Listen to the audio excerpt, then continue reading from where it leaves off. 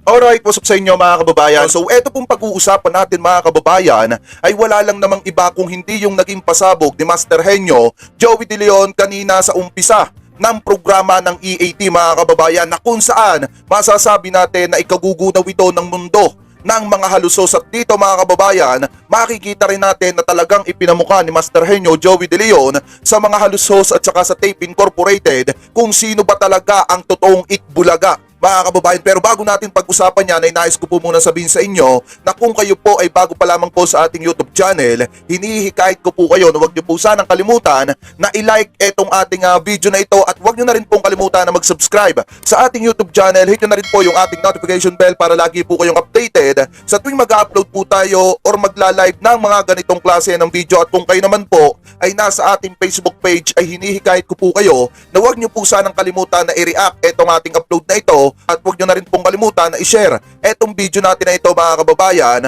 at mag-follow na rin po kayo sa ating Facebook page. At gusto ko din po kayong batiin ng isang magandang umaga, tanghali, hapon, gabi, saan man sulok na mundo kayo naroroon, mapa sa Pilipinas man po kayo or ibang bansa, sana po ay nasa mabuti po kayong kalagayan at gabayan po kayo ng ating Panginoon. So simulan na po natin mga kababayan. Kung makikita ninyo, diba dun sa unang simula ng EAT kanina, talagang yung damit ni Master Henyo Joey De Leon, sa umpisa pa lang mga kababayan, talagang may kahulugan na. At dito malalaman natin kung ano nga ba yung kahulugan ng nasa damit ni Master Henyo Joey De Leon. Dahil meron pong video kanina sa EAT na kung saan ipinabasa ni Master Henyo yung nasa likuran ng kanyang damit. At nagulat din po ako dun sa nilalaman mga kababayan dahil tayo naman talaga ang tunay na Itbulaga. Hindi yung kabila, hindi yung mga nagpapanggap, lalong hindi na yung mga peke.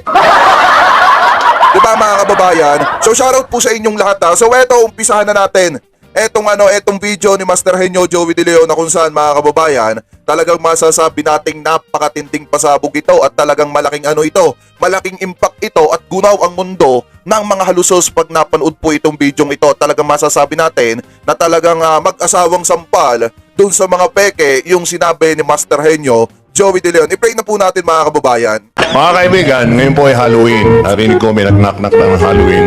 Ngayon, i-explain ako. Ano ba ang Halloween? Ang Halloween po ay simple lang. Halloween.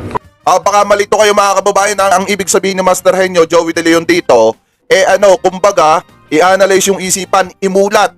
Mga kababayan, para maintindihan yung kanyang sinasabi. Kung makikita ninyo, napakagaling talaga ni Master Henyo Joey De Leon pagdating sa wordplay. Kaya huwag kayong ma-o-open or huwag kayong magtataka or mapapaisip bigla kayo kung ano yung mga sinasabi ni Master Henyo Joey De Leon. Pag magaling kayo mag-analysis mga kababayan, madali nyong maiintindihan yung sinasabi niya. Anyway, pagpatuloy pa natin. Haluin nyo ang utak. Haluin nyo ang utak nyo ng hindi... Ano mangyayari? Pag hindi nyo hinalo utak nyo, hindi nyo ginamit. Natutulong. Magkakasebo!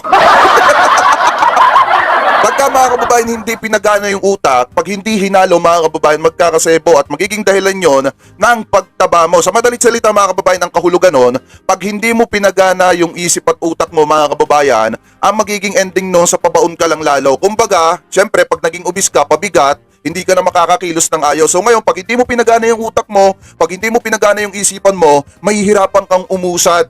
Mga kababayan, sa madalit salita, umusad sa buhay. Diba? Pagpatuloy pa natin. Sebo. Ngayon, basahin nyo yung sebo ng pabaliktad. May hina kayo talaga, no? Okay. Obese. Okay, gusto niyo ba maging obese? Okay. Mga kaibigan, marami kayo nababasa dito kay Dugo. Ayan. Okay. Pero ito ang pinaka-importante. Sabay-sabay niyong basahin ng mahina at mahinahon at magkakaintindihan tayo. Yung nasa likod po niyan, eto yon. Kasi medyo naka-blurred yung video, hindi ko na ipinakita ng inedit ko na yan mga kababayan kasi pag hindi natin inedit yan, automatic makaka-copyright tayo. Kaya ang ginawa ko, inedit ko na lang po yan. Pero ang nasa sa likod po ni Master Henyo Joey De Leon, eto po yan. Hindi yan. Eto yan mga kababayan. Wait lang Tanggalin muna natin yung eto. Yan. Kung makikita nyo mga kababayan na nakalagay dyan, sa likod ni Master Henyo Joey De Leon, kung babasahin natin, the beginning of wisdom is to call things by their proper name. We are Itbulaga. Alright. Diba? Kasi tayo naman nga talaga yung Itbulaga. Hindi, sa totoo lang mga kababayan, walang Itbulaga dito, walang kahit na ano nakilala ang sambayan ng Pilipinong Itbulaga kung hindi tayo po yun. TBJ, si Master Henyo Joey De Leon, sila po yung kinikilala na talagang Itbulaga. At alam naman natin from the start mga kababayan na ang may-ari ng trademark na Itbulaga ay walang iba kung hindi etong si Master Henyo Joey De Leon dahil siya yung creator na pinapalabas ng Tape Incorporated na kanila yung trademark or yung title na Itbulaga. So ngayon mga kababayan, dito sa pagkakasabing ito ni Master Joey De Leon, talagang sampal ito sa mga halusos dahil mismong creator na yung nagsasabi na talagang tayo yung Itbulaga at hindi sila. Kasi biruin nyo, nakalagay dito, the beginnings, ang umpisa of wisdom is to call things by their proper name. We are. Ibig sabihin tayo yon. Tayong lahat ay Itbulaga. Hindi po ang Tape Incorporated, hindi yung mga bagong host dun sa Tape Incorporated. Tayo yon mga kababayan. Diba malaking sampal ito sa mga halusos mga kababayan kung tutusin talaga.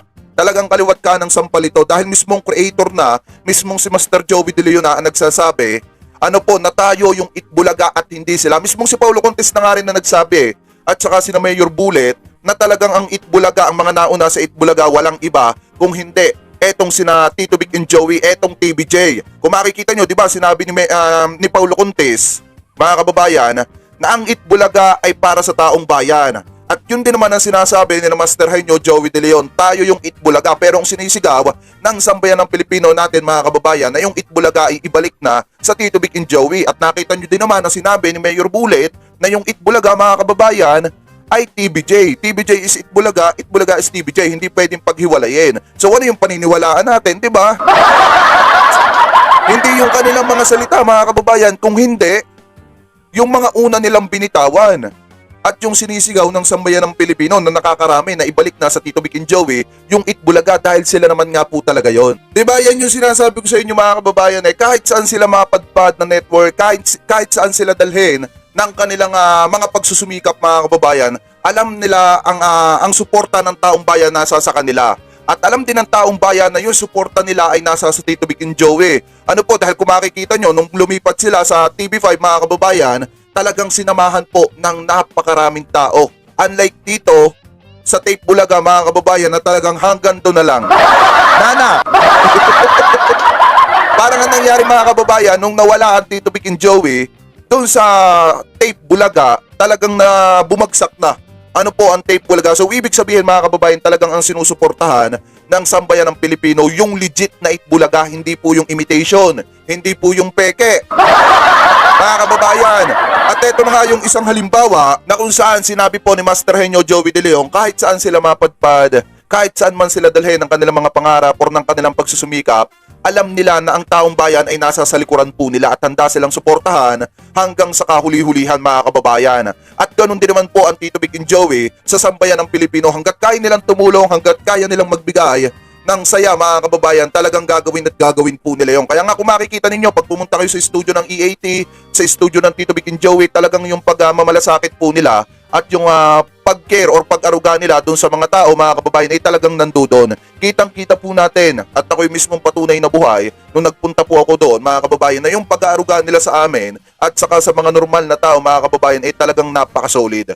Ano po, sobrang solid katulad ng pagsuporta ninyo sa Tito Vic and Joey. Kaya nga po sabi ko mga kababayan, talagang napakamapalad ng mga taong nagmamahal at nagmamalasakit at sumusuporta sa Tito Vic and Joey dahil sobrang bait po nung sinusuportahan natin. At isang patunay din naman mga kababayan na hindi nagkakawatak-watak yung community natin. Unlike dun sa iba na mga nang-agaw ng titulo ng may titulo na ngayon ay nagkakawatak-watak yung kanilang community at tila pabagsak na.